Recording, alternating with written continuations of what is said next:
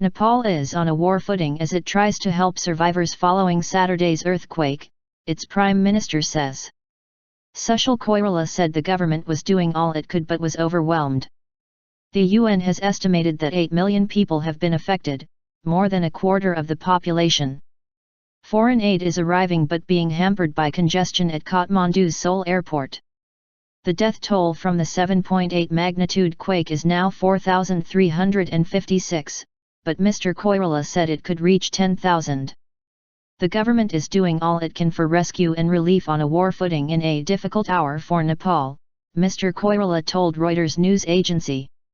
He has also admitted that lack of equipment and expert personnel meant the appeals for rescues coming in from everywhere in many cases could not be met. Almost 8,000 people are known to have been injured when the quake hit, and in numerous powerful aftershocks which have sent people fleeing from their homes to camp on open ground. Water, food, and electricity are in short supply and there are fears of outbreaks of disease. According to initial estimations and based on the latest earthquake intensity mapping, 8 million people in 39 districts have been affected, of which over 2 million people live in the 11 severely affected districts, said the most recent report from the UN Office of the Resident Coordinator. Landslips and periodic bad weather in the remote mountainous region around the epicenter are adding to the challenge. Rebecca McAteer, an American doctor who was one of the first to arrive in the district of Gorkha close to the epicenter, told Associated Press that 90% of houses there were just flattened. She said most residents were older men and women and children, as the younger men had left to find work elsewhere. Many have also lost livestock and have little food.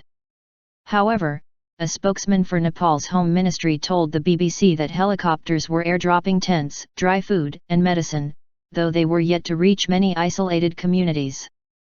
The Nepal government has pleaded for overseas aid, everything from blankets and helicopters to doctors and drivers. We urge foreign countries to give us special relief materials and medical teams.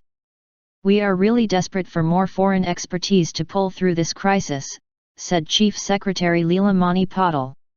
Many countries have sent aid including India, China, the UK, and US. But there is a logjam at Kathmandu airport, with individuals trying to fly out of the country while flights of aid and rescue teams wait to land.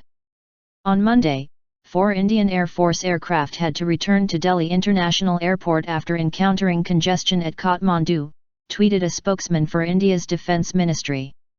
Almost the entire Nepali army and police have joined the search and rescue operations, officials say.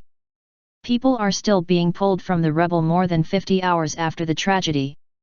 Hospitals are unable to cope with the huge numbers of people in need of medical attention, and some Nepalis have complained of aid being slow to reach them. The country's most deadly earthquake in 81 years triggered avalanches that have killed 18 people on Mount Everest, the worst disaster in history on the world's highest peak. More than 200 people had been trapped on the mountain, but all the injured have now been evacuated, along with the dead.